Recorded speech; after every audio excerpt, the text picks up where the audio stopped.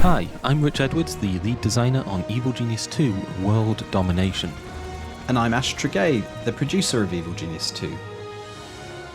Evil Genius 2 is a satirical spy-fi lair building game where you take on the role of a criminal mastermind.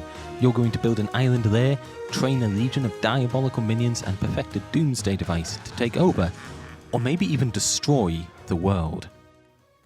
Today, we're here to show you some gameplay from the tutorial, giving us a good excuse to talk through a few of the core systems of the game that you'll be getting very familiar with on your road to world domination. At its heart, Evil Genius 2 is a lair builder. We give you an exotic island, we give you a horde of probably loyal and definitely disposable minions, but it's up to you to build the evil lair of your dreams. We've also given you a powerful set of construction tools to achieve this, ensuring that everyone can make something cool, but those of you who really want to flex your inner genius can make something that even the most determined do-gooder will struggle to survive. At this point in the tutorial, we're laying down orders for a brand new barracks. This will increase the size of our minion workforce and, I suppose, allow a few more of them to get some sleep.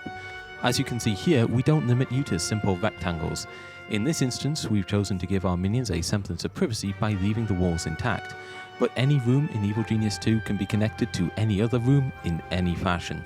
If you're feeling especially brave, you could try building a lair with no internal walls at all, but we wouldn't recommend that unless you want to present your enemies with incriminating evidence as soon as they walk in through the entrance.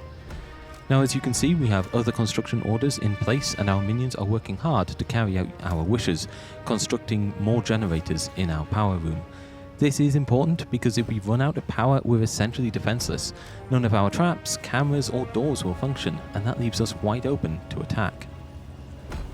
The name of the game is World Domination, so as cozy as our fledgling lair is, we will have to actually send our simple minions out into the world at some point, if we're ever going to take it for ourselves.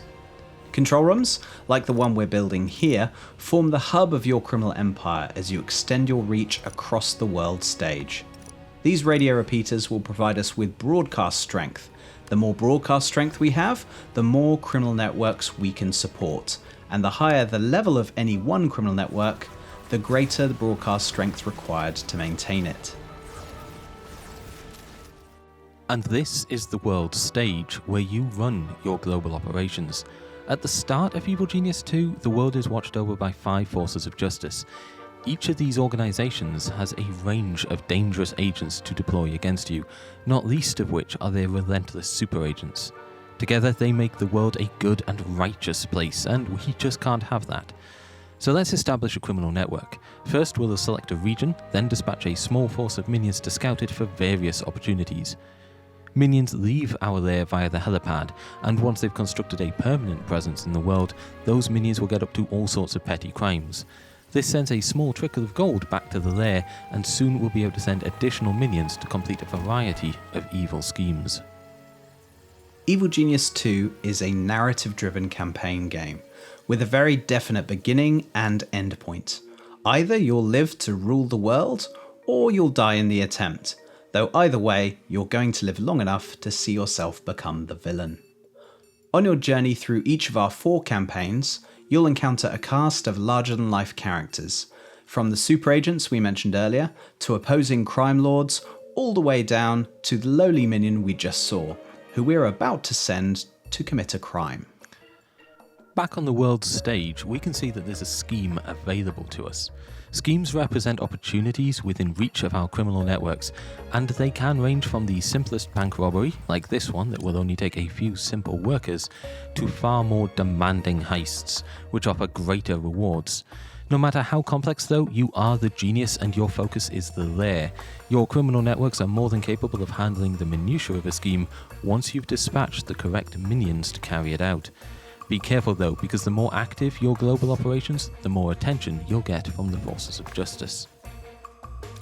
The main objective of each campaign will ultimately be to take the world for yourself, but we also offer a broad range of side stories for you to explore along the way. Through side stories, you can unlock more minion types, steal bizarre and unique loot items, and do battle with a host of charismatic crime lords and super agents. Whenever you see a new side story unlock, it's a safe bet there'll be something worth having at the end of it. In this side story, we're going to unlock the first muscle minion specialist, the Guard. Of course, none of our standard worker minions are fearsome combatants in their own right. They can generally do a little bit of almost everything without necessarily being good at, well, any of it. When it comes to these guys, menial tasks are the order of the day. So what should we do when our minions don't know something? We send them to kidnap an expert. Once you have a holding cell and an interrogation chair, you can extract basic information from your enemies. Of course, to do that, you'll need to capture them first. Here, interrogating this guard reveals to us their secret. Punching bags. Now our minions have this critical piece of the puzzle, they can take it from there, under your direct instruction, of course. Once we've built a number of these items, we can train as many guards as we want, significantly improving the defenses of our lair. In the dev team, we talk a lot about the shoot them you idiots paradigm. No self-respecting evil genius micromanages each of their minions individually, they just say, shoot them you idiots, and let the minions figure out the rest. As the evil genius, you'll be issuing orders to your minions, then watch as they set about implementing those orders as best they can. This same principle applies to everything from construction, to combat, to training more minions. So long as you have the correct training equipment in your lair, minions can train themselves to become more advanced specialists. But they'll train even faster if another specialist is available and on hand to teach them. Kidnapping that guard has caused the forces of justice to take at least a passing interest in our lair, and their first agent has just arrived, an investigator. Investigators are standard agents here to find evidence of suspicious activity. If they find anything and live to tell the tale, they will report back, and the forces of justice will dispatch more dangerous agent types. Be careful though, because if they don't report back, well, that's just a little bit suspicious too, and there's only so many highly trained, fully armed agents who can go missing before someone raises the alarm. Speaking of raising the alarm, we have our own. High Alert can be activated at any time to force your minions to defend the lair. In practical terms, this means they abandon any non-essential activities, such as eating and sleeping, and decide instead to patrol the corridors looking for intruders. Or at least your guards will. Your more cowardly minions may take the opportunity to hide instead. To repeat what we talked about earlier, we use the shoot them you idiots paradigm a lot. This time we mean it literally. If we want our minions to take care of this agent, we're going to need to issue a direct order. So let's drop the lair into high alert, select the intruder, and tag them for termination. Our minions should be able to take it from there, although if you're feeling particularly bloodthirsty, your genius can get involved too. Be careful though, because if you die, that's it, game over. So whilst our guards are more than capable of taking on a standard agent, there are of course bigger threats to our plans. Before any of those threats rear their head and ruin our day, we should look to recruit someone more powerful. We should recruit a henchman.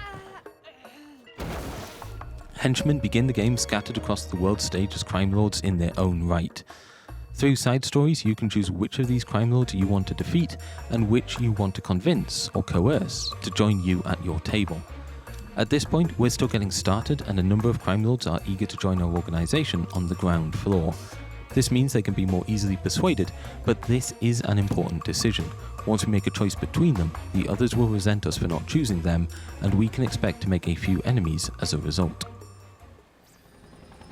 In this example, we've chosen to recruit Eli Barracuda Jr., a powerful melee henchman with a couple of unique abilities of his own, and a familiar face to fans of the original Evil Genius.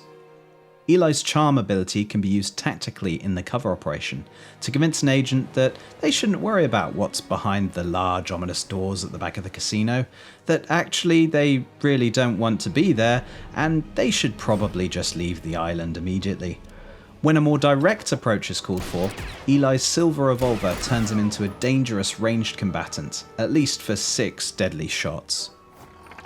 Now all this takes place within the tutorial, and is just a small sample of what awaits you in your own journey towards world domination when Evil Genius 2 launches on Steam on March 30th.